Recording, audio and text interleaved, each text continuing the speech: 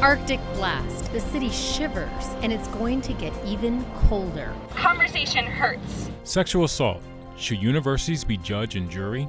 Dress for success. How one New Yorker helps low-income teen get ahead. It's Friday, February 13th, 2015. From Columbia University in New York City, this is Columbia News Tonight. Good evening. Welcome to Columbia News Tonight. I'm Justin Morton. And I'm Hilary Hansen. We begin tonight with the bitter cold.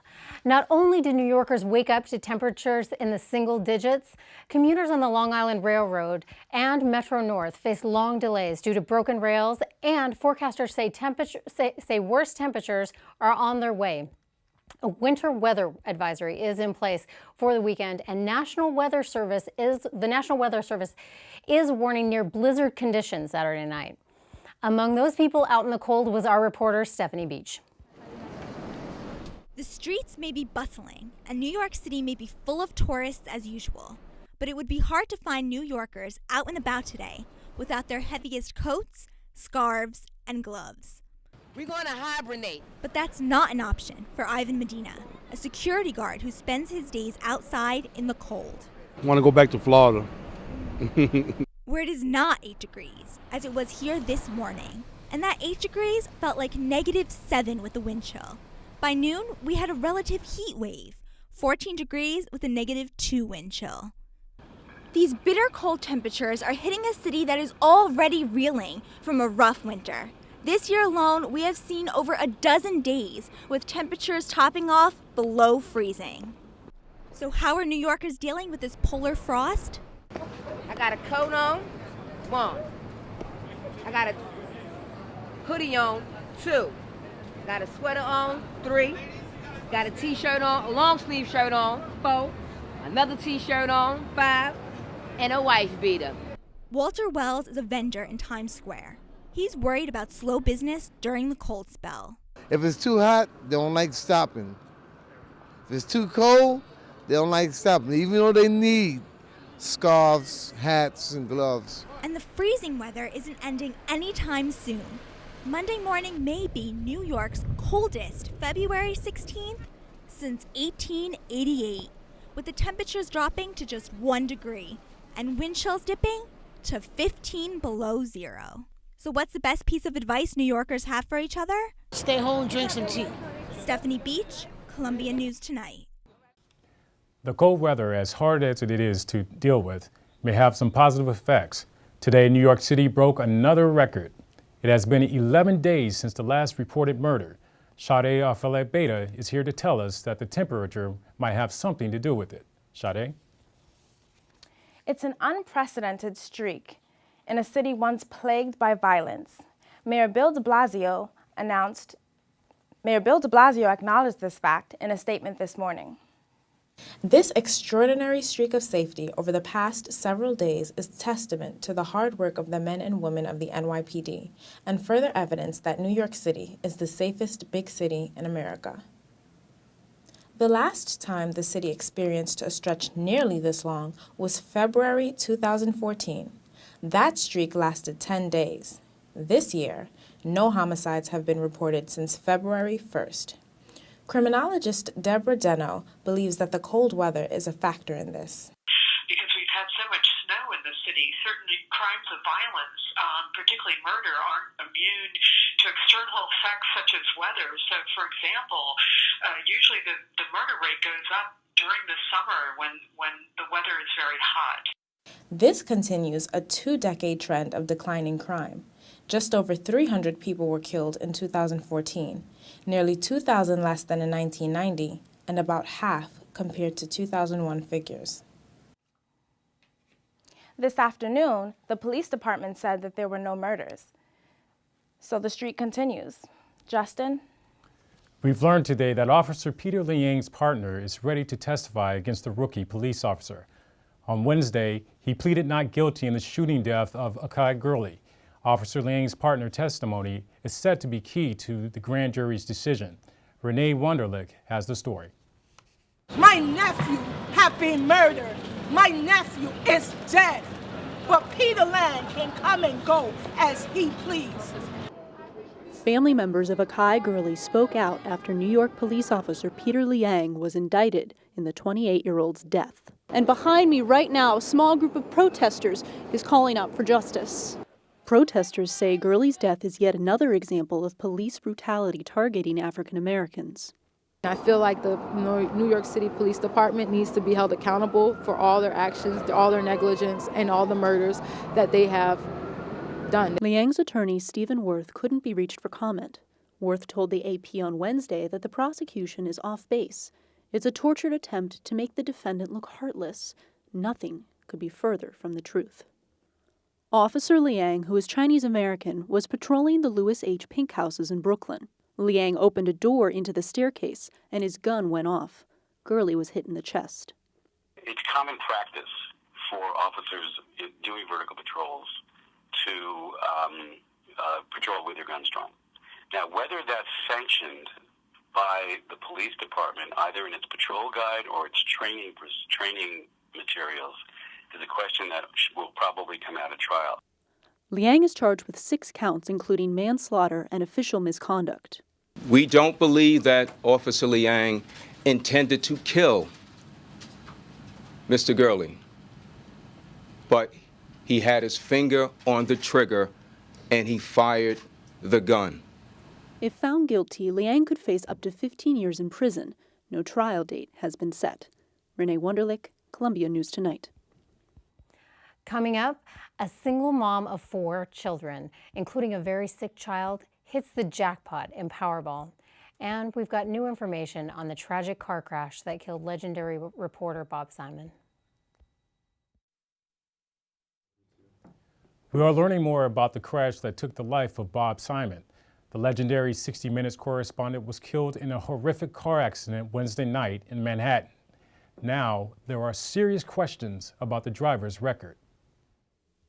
The mangled frame of the car was all that was left on the West Side Highway.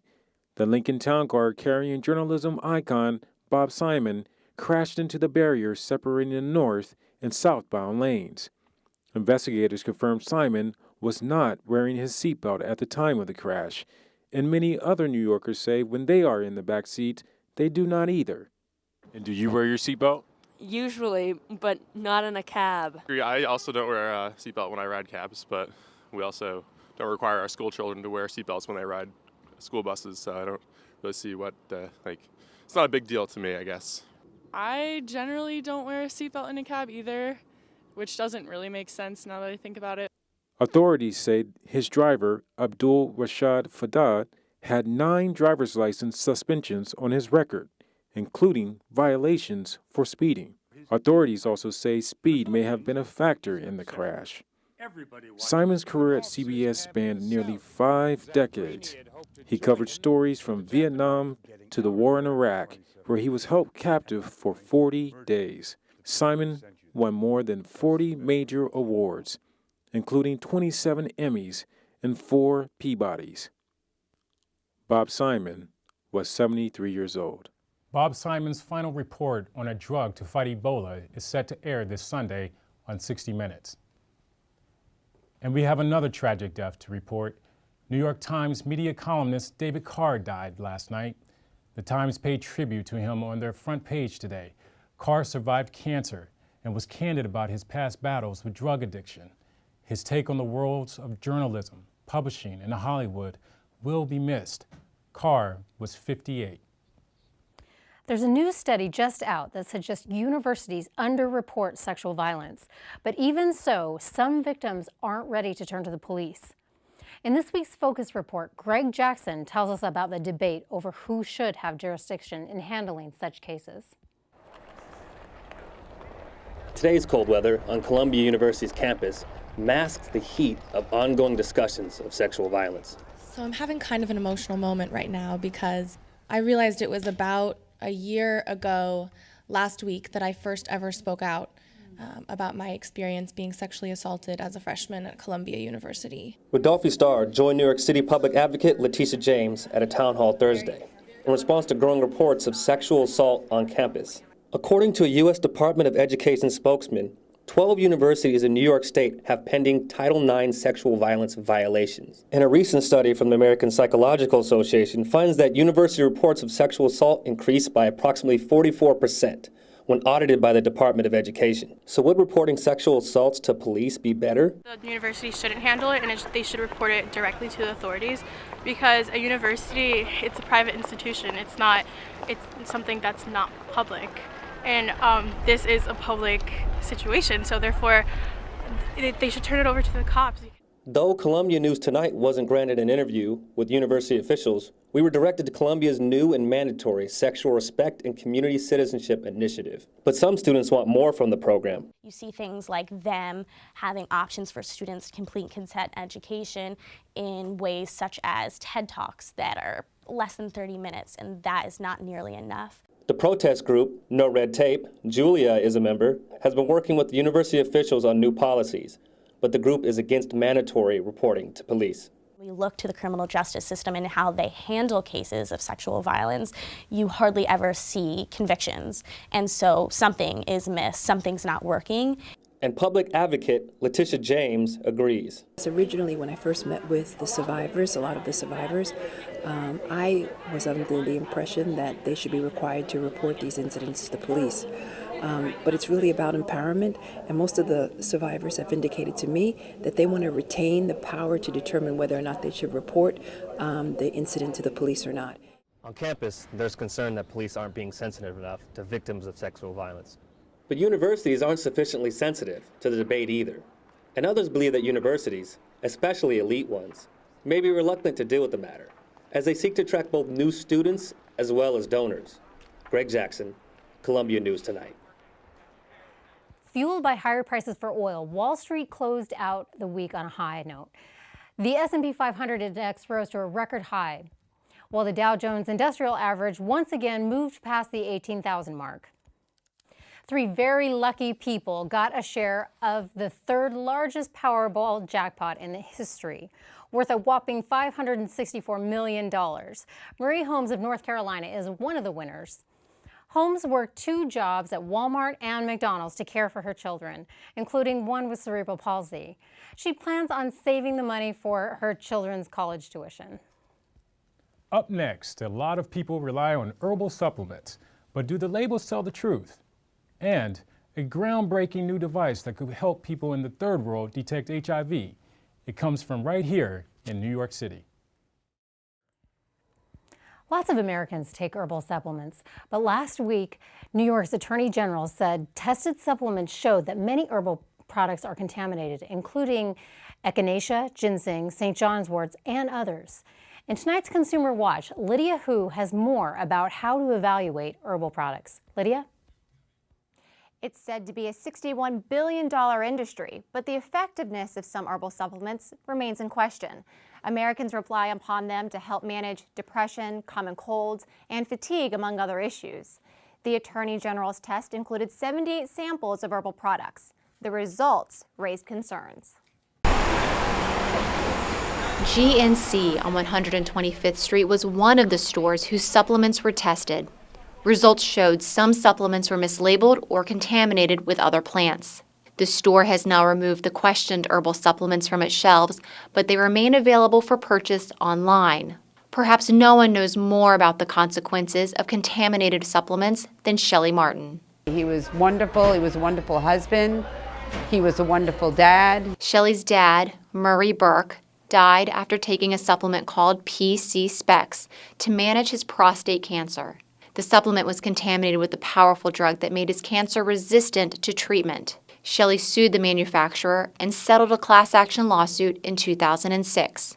So let's move on with the time we got left. But proponents of herbal medicine like Richard Mandelbaum say that contamination is not the norm. You know, my best advice for people in terms of if this story has made you nervous that maybe you're taking placebo pills or something adulterated. Again, that's less common, I think, than what these findings have found. The FDA regulates herbal supplements, but companies do not have to prove the products are safe before selling them. Instead, they are subject to ongoing FDA testing after they are on the market. It's a little bit more like food and food manufacturing. But how does a consumer choose a safe herbal product? As a consumer, you should be looking for is that the product is manufactured to GMP standards, which stands for Good Manufacturing Process, and that will be on the website of the company or it will be on the label. The second tip is to look for the word standardized. Standardized means that every batch of the supplement is made in the same way using the same ingredients. The cheats tip is check if your company's sold in Europe, because then you can see if they've already passed the test there. Europe requires that herbal supplement manufacturers prove the products are safe and effective before selling them. Even with the loss of her father, Shelley says she still takes herbal supplements. I don't want too much regulation because I don't want to have to get a prescription to take vitamin C, but I also want to know that the supplements I'm taking actually have the supplements in them. The herbalists I spoke with say they welcome testing to make sure products are safe, but they question whether the Attorney General's testing method was appropriate. They also agree that the best consumer practice is to consult with your doctor or an herbalist before taking any supplement. Hilary? Thanks, Lydia. You could do some amazing things on a smartphone. Researchers from Columbia University are adding to that list. A new device makes testing for infectious diseases much easier and cheaper. Rebecca Lee has the story.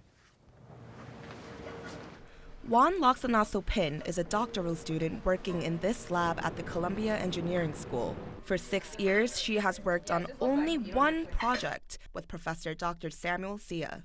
Together, they devised a smartphone accessory they call a dongle that can detect HIV and syphilis in just 15 minutes. The MacBook adapter, but it's half size, half of the weight. And it's easy to use. The dongle hooks to the headphone jack of any smart device. The blood sample from one finger prick is placed on a holder, which snaps into a plastic card, slides into the device, then opens an app, which provides step-by-step instructions. So once 15 minutes is done, it will bring you to the last page, say see results. The team first used the device in Rwanda in an effort to combat mother-to-child transmission of HIV and syphilis. Early detection can lead to early treatment, which partners in health say can reduce transmission to less than 1%. 97% of those tested said they prefer the device to standard testing. Because finger prick is less painful for them compared to you collect blood from the vein, and the test result can be done faster, and you can get all the multiple test results in one testing. The smart device also provides all power, which is especially crucial in developing countries. We found that to be really useful a couple of times during testing when the power actually did go out and we were able to keep testing while the other healthcare workers had to pause their work for a little bit. For now, the device detects only HIV and syphilis, but the researchers hope to expand that list to include hepatitis B, hepatitis C, herpes, and one of our collaborators work on Lyme disease, another one work on prostate cancer. The researchers also say they hope to introduce their device throughout the world. This is what it looks like. It fits in the palm of my hand. The best part is it only costs $34 to make, thousands less than the equipment used in standard HIV testing. Justin? Thank you, Rebecca. President Obama showed his silly side to encourage people to sign up for Obamacare before Sunday's deadline. The deadline for signing up for health insurance is February 15th. Obama shoots selfies, makes funny faces in the mirror, and sketches the First Lady's portrait. The president finishes the video saying, "YOLO, man." The video has received more than 22 million views already and is on track to become one of the most popular videos ever. Coming up next on Columbia News Tonight, in our Morningside Report, a very successful program to help kids at risk become productive adults. For the last 100 years, the Police Athletic League has been serving neighborhoods throughout the New York City. In this week's Morningside Report, Shannon Lewerbrand brings us the story of Harlem's Police Athletic League and its work molding future leaders. Here at the Police Athletic League in Harlem, their goal is building character and confidence. It starts with after-school activities like dance and sports. This particular PAL branch serves kids from kindergarten to 8th grade. The mission of the Harlem Police Athletic League when I first got here was to actually just keep the building open. The program coordinator at the time and myself did everything we could to bring some innovative programming, and we wanted to make the Harlem Center the flagship and the hub for sports. The mission of Harlem PAL has shifted since Kolba started working here many years ago. The focus on sports is changing. Now they're incorporating STEM, science, technology, engineering, and math, and the arts. PAL is getting creative with this new mission, starting with hydroponics. And today we're gonna study like what's hydroponics and why we do hydroponics, and also we're gonna be tasting plants that we grew. Destiny is one of almost a dozen 4th graders in this class. Hydroponics is growing plants in water without soil. It's popular here and very hands-on.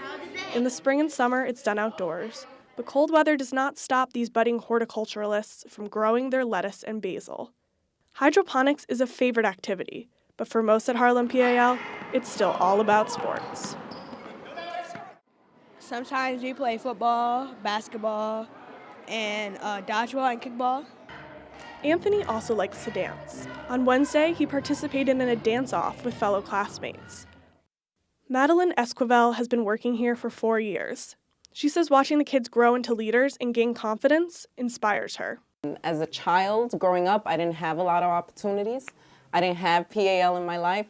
So finding this organization and working with youth one-on-one and in a larger setting and scale, I feel that I'm making a difference. At a time where police relations are strained in many communities, positive police interactions between kids and police are extra important. I think PAL offers a safe haven for children, especially in a time where there's a strong disconnect at times with police and the community. I think it's a great way to connect the two. Connecting them before the distance grows. Shannon Louis-Brand, Columbia News Tonight. This week is Fashion Week's final year in Lincoln Center before heading downtown. As Emmeline Tay tells us, this week's New Yorker of the Week is getting her students all dressed up for a different reason. Jessica Pliska sits on the National Advisory Board of the I Have a Dream Foundation part-time, but makes public high school students' dreams come true full-time. The Opportunity Network works with high-potential, low-income public high school students in New York to help them increase their awareness of career options, professional etiquette, and the importance of networks. Knowing that 80% of people get their jobs through their networks, Pliska founded the Opportunity Network in 2003. Her team is serving about 1,000 students this year. One of the most important things we do is that we help our students understand how to dress professionally for their internships and ultimately for work. The network partners with Brooks Brothers to put together a Dress for Success workshop for the students every year to teach them the do's and don'ts of dressing professionally. The students also leave the workshop with a complimentary head-to-toe look. Putting on a professional outfit definitely changes their attitude when they're just walking into a room and how they feel about themselves. I'm so impressed with the students. It's incredible what they are able to do and how they handle themselves. They're skills that people that I work with every day out in the professional world don't have. One of the students is Stephanie Vidal, who joined the Opportunity Network when she was 15 years old. Vidal's father is a super and her mother a stay-at-home mom. We had done a citywide search for talent in the New York City public school system, and Stephanie stood out right away. Vidal's interest in fashion began when she started sewing clothes for her Barbies. Through the Opportunity Network, Vidal got an internship with G3, an apparel company. Throughout that, I also had access to the board of directors, which has helped me to meet people who work for like Calvin Klein and Tommy Hilfiger. So with our help, she got to FIT and did some great internships across the city. She's now an assistant designer on the Candies line at Kohl's, and so we're very proud of where she's come. Vidal is just one of the many lives that Pliska has touched. It's so remarkable what she's done in those 12 years. What Pliska has been able to do is provide professional services for deserving students who don't have the resources to do it for themselves. Emlyn Tay, Columbia News Tonight. Coming up, many people will be celebrating Valentine's Day this weekend, but a growing number say they have better things to do. We'll tell you why.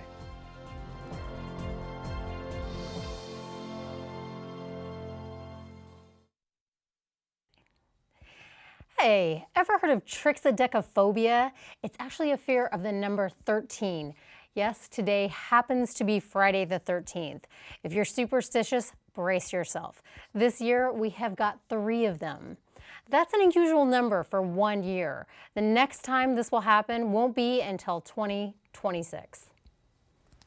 Valentine's Day is right around the corner for most people. It's a day to honor our deepest feelings of love with flowers and chocolate. But as Melissa Fairs tells us, not everybody is feeling the love. Thank you for joining us. From everyone here at Columbia News Tonight, good night. Good night.